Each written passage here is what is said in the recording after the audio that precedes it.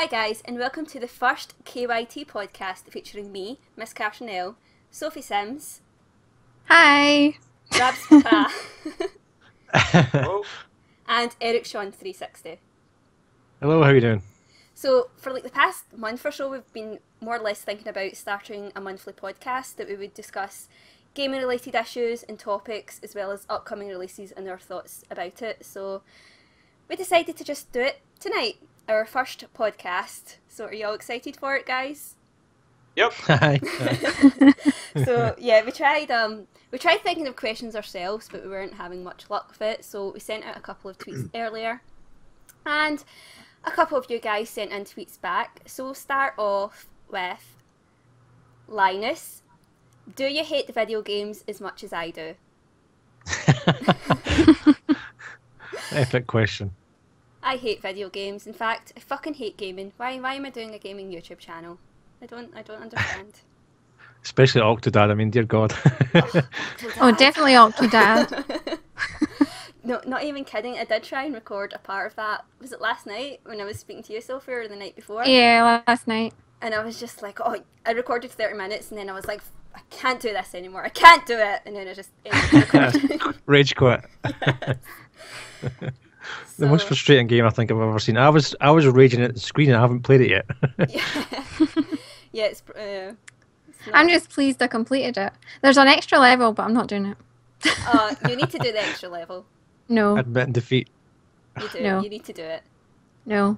If we are talking about frustrating games, would that include mobile phone games as well? I'm thinking along the lines of Flappy Bird here. Oh, yeah, Oh, I've tried man. that. I've tried that, and I'm useless. I think my high score's 5.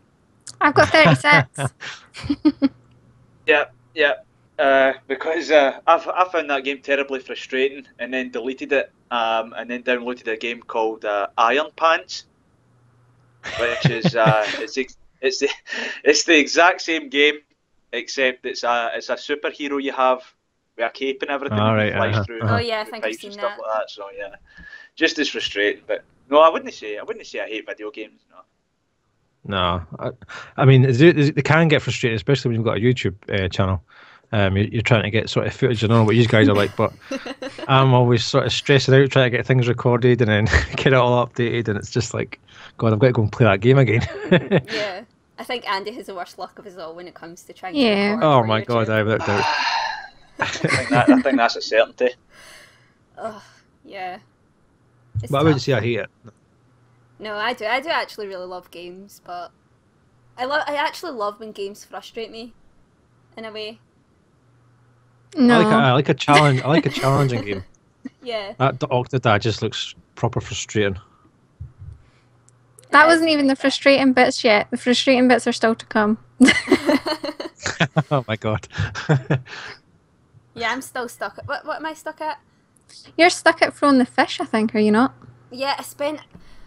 Oh my God, I think I actually tried recording for an hour last night, and I was just throwing fish for bloody ages, and I just could not knock the things over, and I was just... Oh, I gave up.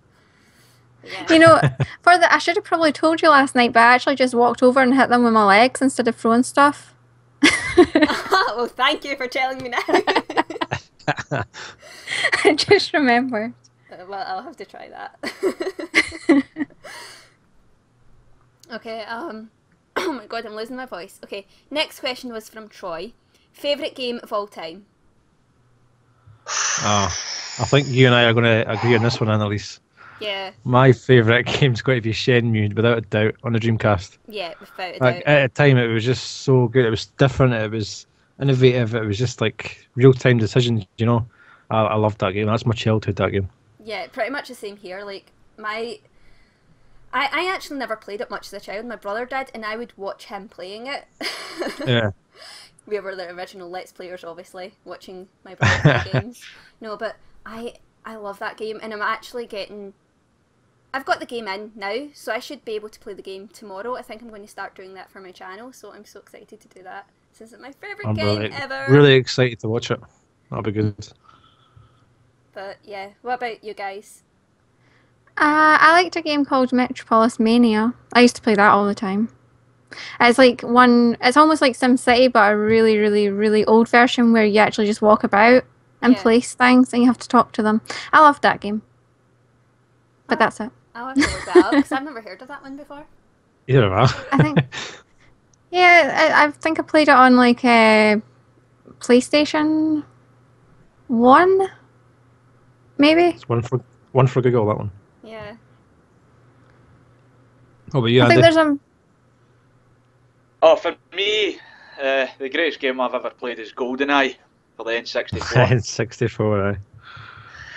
That game simply revolutionised first-player shooters, particularly with the 4-player per screen with the multiplayer, local play.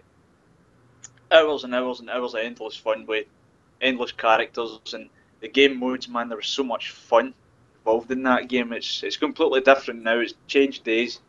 Because I mean, when you were playing with you're playing with another 3 guys in the same room as you, and there was no game rage on GoldenEye. It was just a lot of fun.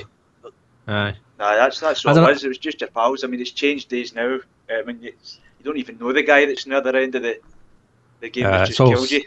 It's all stats and kill death ratios these days. I But don't for know about me, you, no, but that'll always stand. I can't remember how you done it, but you had this sort of like a cheat, and you could put the golden gun on. Did you have that? No, I think was the golden gun. Was that not a game mode? Aye, it was like one shot, one kill. Yeah, that's Aye. it. That's it. Aye, it was superb. Good times. My favourite game of all time, no doubt. Okay, the next question from Troy was, any games you're looking forward to? Ooh. Oh. Too many, I think. Besides the next Grand Theft? Well, it's going to Sims definitely 4. be Titanfall. Yeah, it's a Sims 4 Sims for me 4, as well. Definitely going to have a look at that, definitely. I'll probably, personally, I'm looking out for Far Cry 4. I see there's just been some. I haven't read too much into it, but I think there's been some sort of release that the game's coming out. I don't know a date of that yet, but I did hear that. I think this last week. But it might have even have been on another podcast. But you know, that's kind of got me excited a wee bit. Far Cry 3 because Far Cry 4 because the third one was fantastic, absolutely fantastic. Have I never got into Far Cry at all. Yeah, I'm never got into. I'm not really sure what other games I'm looking forward to. Like, I'm really out of the loop with upcoming game news. There's the Plant vs Zombie game coming out soon. Oh yeah, I think you were talking about that earlier, that you're wanting to try that one. Yeah. I've got too many, I don't think I can pick one. I'm really looking forward to Titanfall. That beta was superb. And going to be a little bit geekier. World of Warcraft's got a new expansion coming out this year, so oh really? that Has should it? be really good. Yeah, it's got the I next haven't played expansion World of coming out. Warcraft in a couple of years now, I think. Oh, did you play? Did you? Yeah, I was obsessed with it. Like, I used to take the piss out of my brother for playing it. I was like, oh, only geeks play that, and he's like, you know what? I'll make you a character. You're going to play that. You're going to try this. You'll like this. And then it was like 12 hours later, I was sitting at the PC like, oh, this is your PC, isn't it? Don't make me move. So yeah, I loved World of Warcraft. So I've never played it. I'm the same. It's a game I've never played. World of Warcraft. A couple of my friends are sort of heavy duty World of Warcraft players, but it's one of the games. I mean, I'm the exact same. I think it's one of the games that if you haven't played it and you've just seen videos, you think, oh, that's shit. But then you actually get into it and it sucks you in, and it does get kind of boring. It does get a little bit mundane when you're just leveling up and grinding and that. But once you get to top level, it's good fun. I'm not even sure what level I got to in the end, because my problem was, and it still continues to this day when I play like any online game like that, I hate speaking to people. I hate people coming up to me to try and have a conversation with me. It goes against the whole multiplayer aspect. But go away, I want to be alone. Yeah, like, don't talk to me, okay? But yeah, that's the games. Titanfall and the World of Warcraft expansions are probably my two favourite sort of titles coming up. Okay, so we've got a couple more questions here, this time from Sergeant Red Phoenix. One being about microtransactions, which is, how do you feel about the increase of I can't speak anymore. How do you feel about the increase of microtransactions creeping into games? More money, pay to win? I I'm can't split on answer this one. that because I don't know what it means really. I'm split on this one. I mean, I don't mind like the Call of Duty DLC. I don't mind paying, what is it, like £2 for an extra character or an extra weapon camo. It's the pay to win sort of things that I don't like. You know, you can get extra abilities and extra perks or whatever. You know what I mean? Yeah. You're actually paying for an ability. That's the kind of shit I don't like. I don't mind if you're just changing the appearance of your character or something like that, but it is getting ridiculous. It is going across all sort of games these days. Yeah, because It's more of the apps and like the iPhone apps.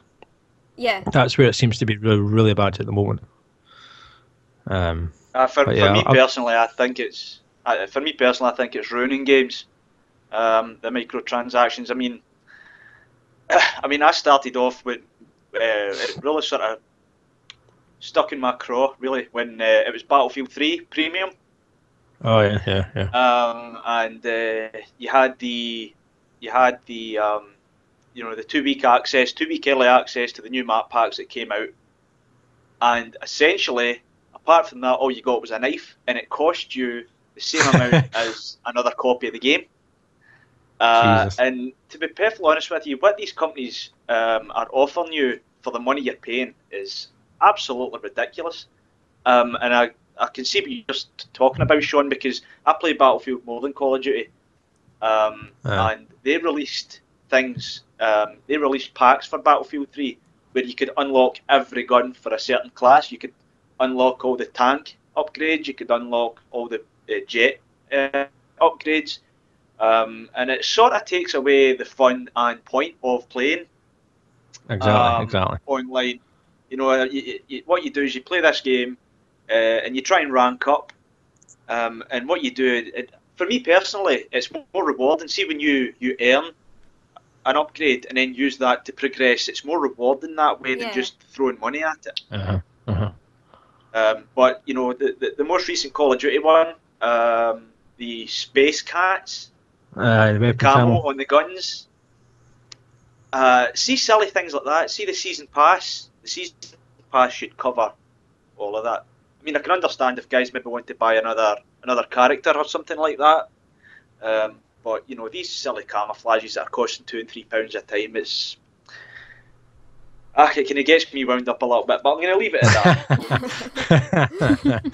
I can see where you're coming from, like definitely, but it's definitely the extra buying all the guns and the tank upgrades and that. That's just, I think that ruins the whole game completely. Like I know, in like going back to Warcraft, you can actually buy like in-game currency over the internet. Yeah. So you have these players that have like thousands of money, like got the gold, and they're actually buying it with real money and just ruining the whole sort of experience because you've like no money. You're trying to make this gold, and these guys are just coming in and outbidding you, and it's that kind of thing that annoys me. Like, yeah, it's giving a lot of people an unfair advantage over those that might not even be able to afford it. I mean, certain games are expensive enough as it is without having to then pay on. I mean, maybe it's only an extra couple of pounds, but it's still money that you don't want to have to buy to make it seem as if you need your character to be the very best to get that. You must have this ability, and that's the only way to unlock it. If you look at if you're on an Xbox One like I am, or like I think Andy as well, you've paid what, £50 for Call of Duty and another £40 for the season pass. Yeah. If you're struggling for money, you're not going to get these packs, even though you might want them. So I can see both sides of the argument there, like definitely. And then just another thing, I don't know whether you're finishing up on this subject, but I don't know whether any of you's read up on it, but the Legends cards that you can get for FIFA, there was a Pele sold on eBay for, was it £30,000 or something like that? Aye. Somebody bought a virtual football player for £30,000. I tell you what, I'm going to play FIFA more often. I'm going back onto FIFA. That's crazy. Why would you pay that much? don't know. You would need to find the guy that you know paid the money and ask him. You'll probably find it was Wayne Rooney or something on his 300 grand a week. I'll buy that. 30 grand. What's that? Aye. I mean, And the worst it is, I think Barack Obama. I think he only gets what is it, £240,000 a week or something. Only. That's crazy. Leader of the United States of America gets paid less than Wayne Rooney. That's not right. I mean, I suppose if you have the money, do what you want. Aye. Do what you want with your money. Yeah. But Oh, I don't know. if you've got it, you might as well spend it. Yeah. Just leave out all the extra perks and the ability to buy guns. I think if they weren't there wouldn't be a problem.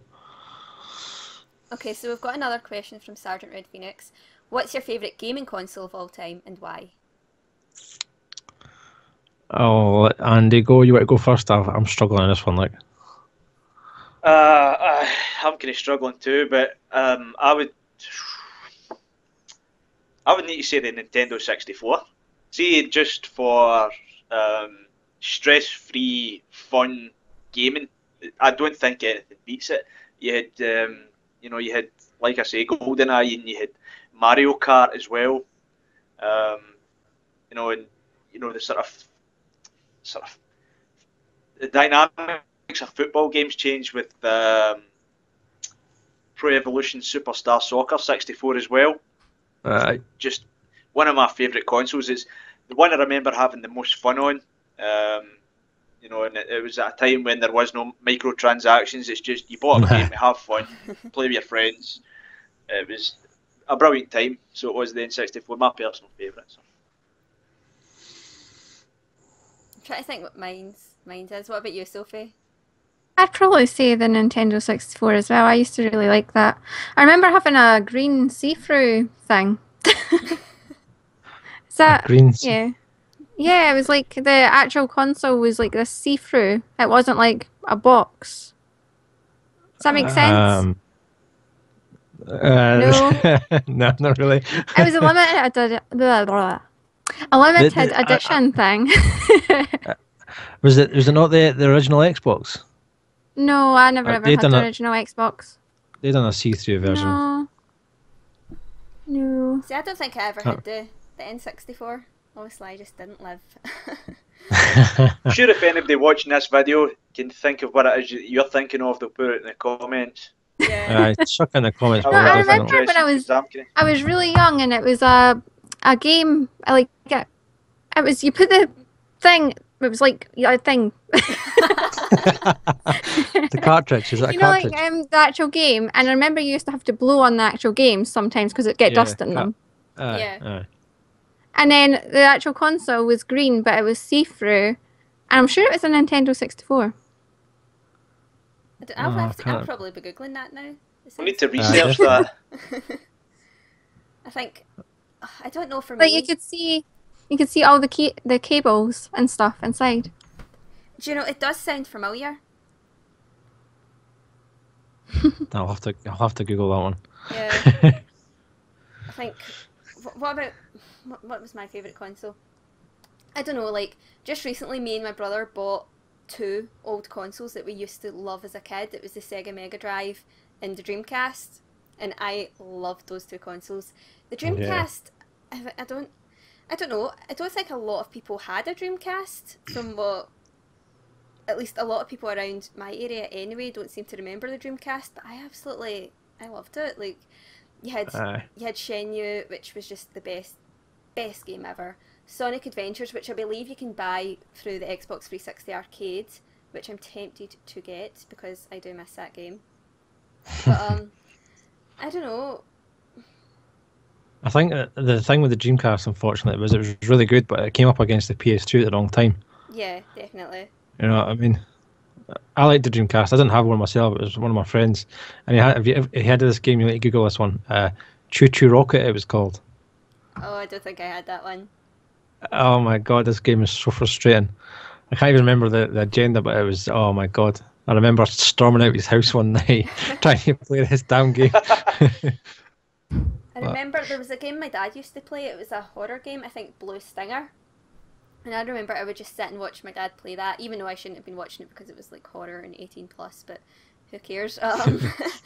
I have so many memories when it comes to playing the Dreamcast, but then also with the Sega Mega Drive as well, because we ended up moving the console up into our attic, and we ended up having a lot of spare furniture up there that we just ended up turning that into a little Sega gaming room almost, and we would sit and play Sonic for ages, and I loved that. I don't know. I think it's between those two consoles.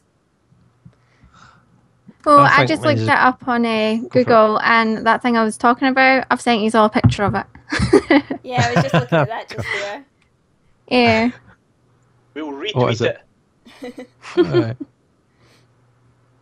Mine's is great. I've got a few, but mine's is going to be the original Xbox, and not when it first came out. I never really got into it. It was when I eventually got Xbox Live. I think it was after a year it came out, and I got it, and that's sort of my time where I can think that I had most fun on a console without doubt. It was just sort of like, it was all adults playing. It was no like you get these days that are all screaming like children screaming down the microphone and cursing and all this. Yeah. It was just sort of like guys playing, appreciating the technology and just having a right good laugh every night. So I think that's when I sort of started really getting into hardcore. Well, I say hardcore every night. Playing Xbox Live, that was probably my best time without a doubt. Those were the days. Should probably clear up that the console Sophie was talking about was the N64. Yeah, it was. Is it? So, next question. Have we discussed that one enough, do you think? Aye. Absolutely. Okay. Next question is, what's next for console gaming? That's a loaded question, that like. That is a loaded question. Of course, you can look at virtual reality, and you've got the goggles you put on, and the games there. You know, you're taking connecting to the next sort of level, and you're actually in the game. The thing is, for me, I'm struggling to answer that solely because in the past year or so, I've transitioned over to PC gaming. Like, I'll occasionally use my Xbox, but it's pretty much only for Netflix now. So it's scary to think where you can go with gaming now. I mean, when you look at where we have come from, you know, I mean, when you think back to in a short space of time, when you look at 1997 when you were playing GoldenEye, and then you fast forward 16 years to where we are, well, 16, 17 years to where we are now. I mean, essentially it's no time at all. It's the guts of 2 decades. So when you make that sort of jump, 2 decades and another 2 decades, the possibilities could be endless. So I don't really know how you would answer that question, because personally I don't know the answer. The only way it's going to go is virtual reality. It has to be. I think in the next 3 consoles, I think it'll come. Yeah, definitely. Or not even consoles, because I don't think it'll be consoles. I think there'll be hubs, and I think everything, you know how Xbox One's trying to do this cloud. I think it'll be completely like that. I think you won't actually have discs. It'll all be on the net. You'll all sort of stream the game, and it'll go virtual reality. That's what I think anyway. I know you that could be right. We shall see. I know that in the question it was also mentioned cross-platform networking. Do you think that's going to be a thing? I can't see it personally. It would be an amazing achievement, but I don't think it would work. Just for the legalities and all that sort of thing. Yeah. Yeah. But it would be good. Well, absolutely. I mean, a lot of my friends have got PlayStation 4s, and I get no end of pelters for having an Xbox. So, oh wait a minute, I've just said that, and now my thingy's popped up. Stop listening. Xbox turn off. There we go. But actually, I feel like it's quite a Scottish thing. Like, nearly every Scottish person I know has an Xbox One, apart from me. But it seems like, what was it my brother was saying before? English people were seeming to get the PlayStation 4, whereas Scottish people were seeming to get the Xbox One. I don't know if that's just a generalisation, obviously, but I think he vaguely has a point just from what I've seen. I'm not sure. I've Well, got essentially, many friends that had an Xbox 360, and I've jumped over to the PS4. Don't ask me why. I think it was sort of going back to E3 last year, and Microsoft done that whole. Oh yeah, that launch. It just they shot themselves in the foot, and I think it's still damaging them now. So. Yeah, I was just about to say that. I think the major swing was the E3. Definitely. The no, that whole carry on, but you wouldn't be able to, there's no swapping of games. Constant online. Online, that's it. There was whole issues with privacy and stuff as well, wasn't there? With the Xbox is always listening. Yeah. Yep. Yeah. And the Kinect being the spy cam, the government spy cam. Fun times. They didn't. But I'm loyal to Xbox. I've had Xbox for the past good few years. I'm quite happy with it. Not particularly happy with the Xbox One. One of my major issues with it is that it doesn't tell you when your friends are online like the 360 does. When they come online. But it does, however, tell you how full your battery is. Your remote control. So at least they're getting some things right. But I think there's loads of improvements to be made, no doubt. Without a doubt. Without a doubt. It's been a not bad launch, but I remember when the 360 came out, that was far better. With everything, it felt like the console was ready to come out then, but this one feels a bit rushed. Yep, I know they're changing friends things in March. They've got an update coming out soon, which changes how you look at your friends. Apparently, it's going to be a lot quicker, and I'm not sure if it pops up when they come online, but I know to check who's online is going to be a lot quicker. So we shall see. I'll look forward to that. Well, that sort of leads us on to our next question then, which is PS4 versus Xbox One. So how many people can we piss off? Right, let's see.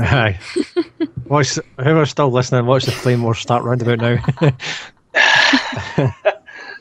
For me, well, I'll let one of you start because you have probably played around with consoles a lot more than I have. Do you know what? The only way I'm going to go out and buy a PS4 is if Shenmue was announced tomorrow. Yes. If Shenmue 3 was announced, I'd be out tomorrow pre-ordering the game and getting a PS4. Yeah, I wouldn't even care if I was bankrupting myself to get it. I would want it. But as for the consoles v each other, I think at the moment I'd go with the PS4, and with the most potential, I'd go with the Xbox One. Once they get these updates out, and I think it'll be a complete console. At the moment, I think PS4, and you can see it in sales. The sales stats, you can see that it's outperforming, so I've got to say the PS4. I think that the Xbox One's pretty slow. From what I've seen, I've not been on it that much, but when Neil's playing it, it just looks awful slow to get into things and move around, and it just doesn't seem as good as it could be. And I think maybe the PS4, I'd probably prefer that, because I preferred the PS3 to the Xbox 360. Right, so I'd maybe go with PS4. If it was me. They definitely shot themselves in the foot. Sorry, go on. I think it's very much a case of pros and cons with the two systems. Everything is played in 1080. The PS4. Thief, for example, that's only running in is it 920 or something like that with the Xbox One. Upscale. So that's a game I'll be getting. But at the same time, there has been nothing released for PlayStation apart from Killzone. There's been nothing worth mentioning. No big releases. They've covered their tracks well by offering a load of free games on the PlayStation Network, which I suppose plugs that hole a little bit. But like I say, it's pros and cons. You get the better graphics with the PlayStation, but with regards to release titles, Xbox has raced ahead from the start. So it's pretty much your preference, really. I mean, if graphics don't matter, I think Xbox will probably win. But if you want to get the most out of your console graphically, then the PlayStation works. But yeah. For me personally, and you guys as well, that are YouTubers, the 60 frames per second in the 1080, it doesn't really matter because YouTube cuts it down to 30 anyway. Yeah. Exactly. So you can have YouTube you can record the highest quality material you want to put out to your fans, but essentially they're only getting Xbox quality by the time they see it. So, like I say, it's pretty much a sort of personal opinion thing. What's more important to you as a gamer and where you spend your money. Yeah, I mean, that's a lot better of an answer than I can give. I haven't played the PlayStation 4. I don't think I've even been near one, to be honest. The Xbox One, again, I haven't really messed around with it much. The only way I've messed around with it was to see if it could understand Scottish with regards to the Kinect, and it couldn't. At least when I tried it. It did apparently work for Andy earlier when he was just speaking Xbox, so, obviously that seems to be no longer an issue, but I'm not really much of a big console gamer, but I've always leaned towards having the Xbox, which is strange because growing up I always had the sort of PlayStation and never touched the original Xbox. Right. I don't know, I think it's because when I first started getting into gaming again a couple of years ago, it was, in fact, I'm saying a couple of years ago, it was only last year, it was the Xbox 360 that I bought, so I'm a bit more loyal to that, even though I did think that the whole launch of the 360, the Xbox One was just complete bullshit. It was a farce, wasn't it? Yeah. Definitely. Oh. Yeah, I think that's that question answered. Yeah, so we've got a couple of more questions from Sergeant Red Phoenix. Free-to-play games. This guy's on fire. I know. He is on fire, aye. Free-to-play games, do they have a future in the gaming market? It goes back to the microtransactions, is it not? Usually you get free games these days. You get 2 levels and then you have to buy the rest. Yeah, there's a lot of that I've noticed on Steam, particularly MMORPGs. A lot that I've tried, and then you get to a level and it's essentially like, oh, you should really just buy this. Oh, you should really just buy this. You need this. And I'm like, no, well, I'm not buying. Fuck you. Not playing your game again. So, for me, I think they'll always be here, I think. Because you'll always get people with money that'll just go, okay, I'll buy that. I mean, in a lot of cases, it's completely fine. I understand why they need those transactions in, especially because the game is free to play. I think there's one in my head that I'm thinking of, but we'll not talk about it because I forgot the name. But yeah, it can be good in a lot of cases. It's how you go about doing it, essentially. As long as what you're having to buy in the game isn't a necessity to have the most enjoyable experience. As long as it's as long as people aren't going to be put out of pocket for something shit as well. Well, I think I don't know what you guys think, right? But a free game, right, and then ask you to buy something. Now, this free game for you to buy something has to be decent. Yeah. Right. You're not going to buy something for a shit game, are you? So why just not make the game a $5 to buy? You know what I mean? Why just get rid of the microtransactions in the game and just put a price on your game? I think surely you'd make more money. I think probably because with it being free, a lot more people are a lot more likely to try it, and maybe they will end up buying something than what they would if someone were to see it as a $5 and be like, ugh, well, I'm not paying a $5 for that. I'm not even trying it. I see your point, exactly. There's an iPhone game out that's been out for a while. It's Metropolis or something like that. I can't mind the name of it, but you basically start off with it's SimCity. It's basically SimCity, a toned down version of that. And basically what that game does is that sort of it takes advantage of a person's impatient nature, if you will. This whole you need to build a skyscraper. And when you start the game, you've got so many dollars to speed the process up. Yeah. And then you run out of those dollars, and then you begin to build something, but that person wants that built as quickly as possible, and they can't do it without spending the money. you know, you've got to buy more, sim dollars or whatever they call them, to speed the process up. So it's going to, not to go back to the microtransaction point for too long, but it's going to continue to happen until people stop paying it. Yeah, it's the only way. It's the only way. There's definitely a lot of that in the App Store. There's I think I have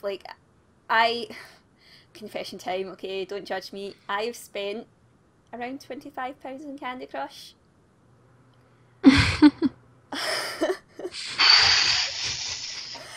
But I have learned from my ways. I no longer even touch the game. I have uninstalled it. I no longer touch it. And that is because I am one of those types of people that are just too impatient, and it's just so easy. It's like, I can just bypass this level if I pay 99 pence, and then it builds up and it builds up and it builds up, and then you've spent 25 fucking pounds on Candy Crush. That's what happens. So yeah, that is my confession. Okay, good to get it out there. I'm sure people in the comments will be like, why the fuck did you do that? And I don't know why I did. Okay, so have we discussed that enough? I think we keep bringing it back around to microtransactions. So I think we have discussed it quite a bit. And free games and microtransactions are hand in hand, I think. Yeah. So the last question is, alpha, beta, early access to games. Is it a good or bad thing? I think so. Like, it's going by a Titanfall's been the recent one. I think that was a success. Many people liked the game, and it stressed the servers. So I can't see a bad thing about it. I don't know about you guys. I think it's overwhelmingly a good thing, but there are ways that it could be bad, in that people can just release a shite game, say that, oh, it's early access, we'll fix it, and then probably wait for fucking ever before they actually do address any of the issues. The point I would like to make is, see your game DayZ. Yeah. I mean, the computer I've got can't run it. It's a bit. No, is it still an alpha version? Yeah. It's still alpha. Yeah. It's still an alpha version, and I have to go back to it. But there's microtransactions in that game as well. Is there really? Yeah. As far as I know, I think you can purchase. Some sort of health packs or blood bags or whatever. But yeah, and this game will probably just continue to be an alpha. I mean, I think that they've even patched the alpha while these guys are playing it. That might not be true. Effectively, what they're doing is that they're just getting game testers, aren't they? They don't have to employ game testers. Yeah. They're just getting people to play for the pleasure. I think in a way that could definitely work, though, because you're getting more of a wide range of people that are going to try it and see. Then you might get somebody that comes on, has a bad experience, and just completely, doesn't like it because they've had this bad experience in alpha. That's true. Isn't DayZ about £25 on Steam? Something like that, mate. Yeah. For the alpha version. Yeah. I mean, I've not really tried. You're paying £25 to test a game. I've not really tried any of the early access games that are on Steam just now. I know there's that. There's, I think, Rust. I'm not really sure what else I'm seeing as early access on Steam as of late. Because again, the games interest me, but not enough to try paying for early access enough, essentially. But I think. Well, what were you going to say there?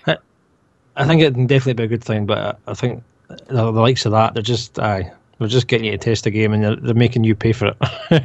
Effectively, I just think that's wrong. But I mean, what you're paying for DayZ, you're paying 30 quid, and then when it eventually releases, you're expected to pay another 30, 40 quid to just play the same game with minor updates. For me, it's very much dependent on who is behind the game, who is releasing the game. If it was a company like EA that wanted me to pay for fucking early access in the game, no.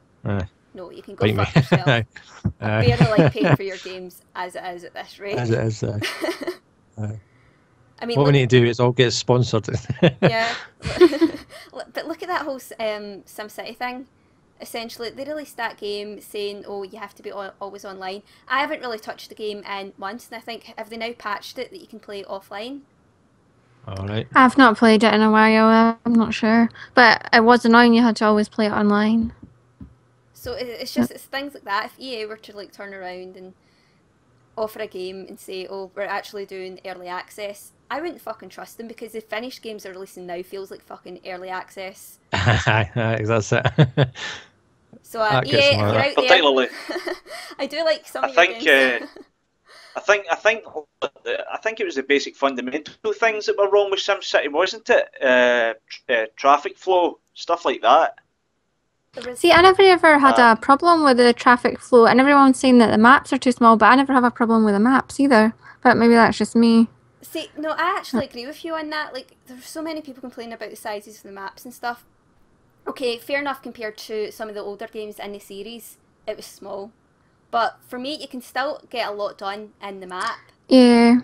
And the thing is, if they make the maps really big, then it's just going to make the game easier. So you should just have the game a bit more challenging. Yeah, I didn't see what the problem was. Yeah, it is a lot more challenging to try and build an entire city in a smaller scale map where you're trying to fit your industry and everything into. Yeah, I think it's more interesting doing it that way than having a huge map where you could just fit everything in perfectly. Yeah. So I prefer the smaller maps, really. Same, pretty much. The only thing that I had problems with was the whole always online thing. Yeah, that was annoying. I haven't played it in years, so I couldn't comment. It's just the fact that they straight up lied and said it's not possible. It's not possible for us to have the game offline. We can't patch it. And then, what was it? Pretty much a few months down the line. Oh yeah, we've patched it. You can now play offline. Woo! Yeah. I think that's got to do with piracy, surely. I think that's obviously talk about it in another podcast, but piracy is, I think, the most pirated game's probably going to be like say your SimCity and your Sims, isn't it? They're so easy to get access to. Well, I think SimCity, I believe I read on Reddit, it was pretty quickly that someone actually managed to come up with a copy of that to release on Pirate Bay, even with the always online thing. So it seems like it wasn't a good way to try and bypass the whole piracy issue. So it's not even working. No. Well. But it's definitely something to talk about in a future podcast. Yeah, without doubt. I think that's a big part of gaming these days. Yeah. So, anything else you guys want to speak about? Anything? I think we've pretty much covered. Just about everything, Didn't know bad for a first podcast. What, we're around 40 minutes? Yeah, around then. I did have a question on Twitter. What's your favourite game that's not Sims to play? Well, yeah, I don't know. That is quite relevant for us though, because I mean me and Sophie in particular do tend to play The Sims quite a lot. Outside of The Sims though, I have quite... Oh, I am like hearing myself here. I have quite a few favourite games that I couldn't really specify which one is my favourite at the moment. Yeah, I don't know what my favourite game would be that isn't The Sims. I play quite a lot of games, but I don't really know. The thing is, it takes. If I was to pick a. Oh, sorry, Sophie. No, it was Annalise that was speaking there, but it's okay. Continue. Oh, sorry. On you go. Continue. If there was a PC game that I was to pick that wasn't The Sims that I quite enjoy, it would be Age of the Empires. I don't know whether any of you guys have played that. I've tried it, I think. The only sort of game is that sort of like your strategy games, isn't it? It's your strategy games. Yeah. Aye. There was one out. I think it was for console. Don't quote me on that, but you would go William Wallace, and then you could go Genghis Khan, and you could go like Napoleon and stuff like that, and you could do battles and like reenact history and stuff like that. It was pretty good. And then wait a minute, my camera's doing all sorts of funky things here. I was going to say, he just sort of like zoomed in right there, man. Oh, wait. Come back in. There we go.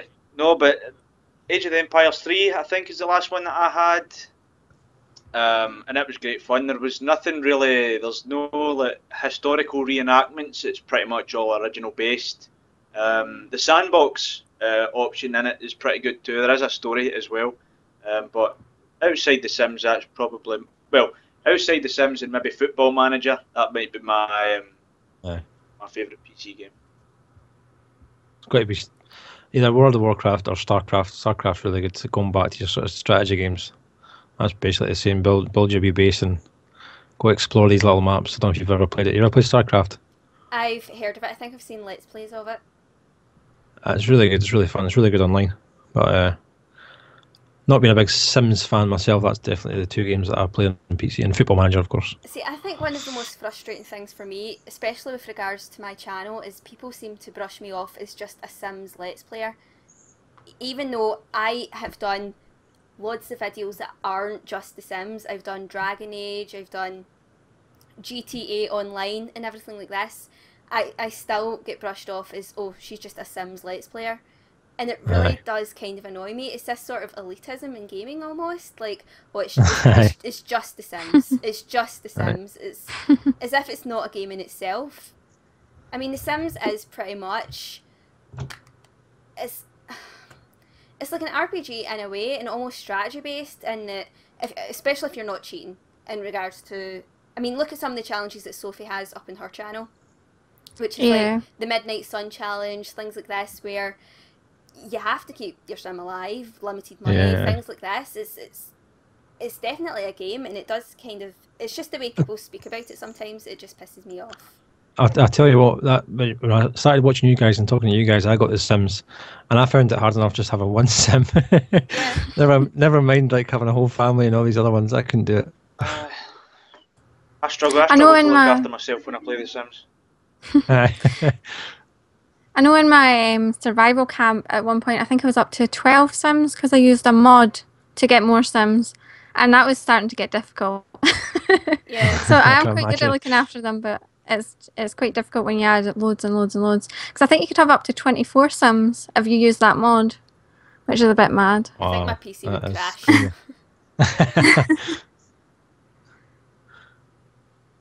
So yeah, anything else? I think we've pretty much covered everything. I've done pretty well, aye. Yeah, so I've done okay for a first. Yeah, pretty good. I think we've done 47 minutes now, nearly 48 minutes podcast. Wow. So if you're still listening to this in one sitting, good on you. I know that would be kind of remarkable, but I think because we're doing it monthly, it's okay to have it this sort of time. You can come back. Yeah. So thank you so much for listening, and leave comments. Do you like this sort of podcast format with us guys? Have you got any suggestions, any topics, things like this? Anything you guys want to add? Just thanks for the guys that put the questions in. It's been a blast. I hope you tune in next time. Yeah. What about you? Thanks for having me in my dodgy camera.